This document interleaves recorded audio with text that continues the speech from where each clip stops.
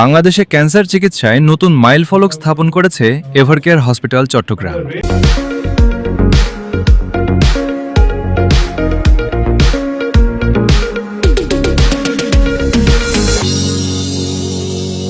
বাংলাদেশে ক্যান্সার চিকিৎসায় নতুন মাইলফলক স্থাপন করেছে এভারকেয়ার হসপিটাল চট্টগ্রাম।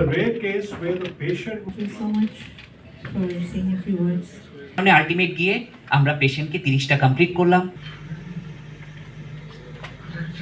ভেন্টিলেশনে থাকা অবস্থায় কেউ কখনো বাংলাদেশে বিভিন্ন জায়গায় কাজ করেছি, বাট এবং রোগীর কাছে পেশেন্ট সাকসেসফুলি ট্রিটমেন্ট কমপ্লিট করেছে। That is the first time পেশেন্টের এখানে কাছে গিয়ে করতে সরাসরি।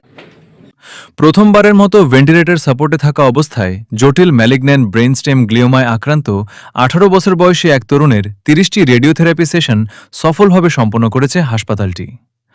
বুধবার আয়োজিত সংবাদ সম্মেলনে হাসপাতাল কর্তৃপক্ষ জানায়, সিঙ্গাপুরে চিকিৎসাধীন অবস্থায় রোগীর শারীরিক অবস্থার অবনতি হলে তাকে লাইফ সাপোর্টে দেশে ফিরিয়ে আনা হয়। হসপিটালে ক্যান্সারের এত ভালো হসপিটালে যে রেডিয়েশন ফ্যাসিলিটিস আছে, and what they feel today when the patient is in a much better position. So on this note, once again, congratulations to the team here. City স্টাফরা আছে, নার্সেসরা আছে, এরা এত কোঅপারেটিভ একটা নেচার আমাকে শো করলো, একটা অ্যাপ্রোচ আমাকে শো করলো। আমি আসলে বুঝতে পারলাম যে আমি একটা কনফিডেন্স পেলাম যে না, আমরা এই পেশেন্টকে ট্রিটমেন্ট করব।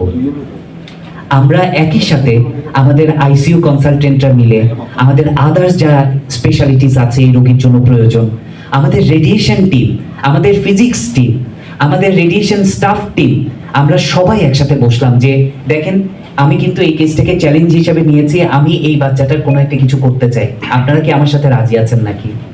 এক কথাই সবাই রাজি হয়ে গেল যে আপনি যা বলবেন ডক্টর, আমরা ওটার জন্য রাজি আছি। পরে এভারকেয়ার হসপিটাল চট্টগ্রামের মেডিকেল আইসিইউতে ভর্তি করে বিশেষজ্ঞ চিকিৎসকদের সমন্বিত তত্ত্বাবধানে চিকিৎসা শুরু হয়। চিকিৎসা শেষে রোগীকে সফলভাবে ভেন্টিলেটর থেকে মুক্ত করা হয়।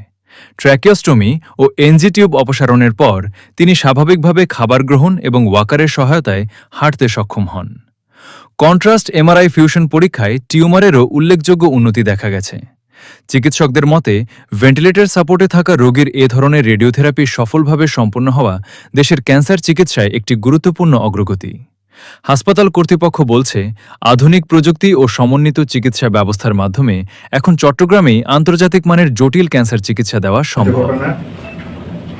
আমি আর কিছু নাই বললাম, আমার ছেলের ভবিষ্যতের জন্য সবাই দোয়া করবে, ওর সঙ্গে সম্পূর্ণ সুস্থ হয়ে যায়।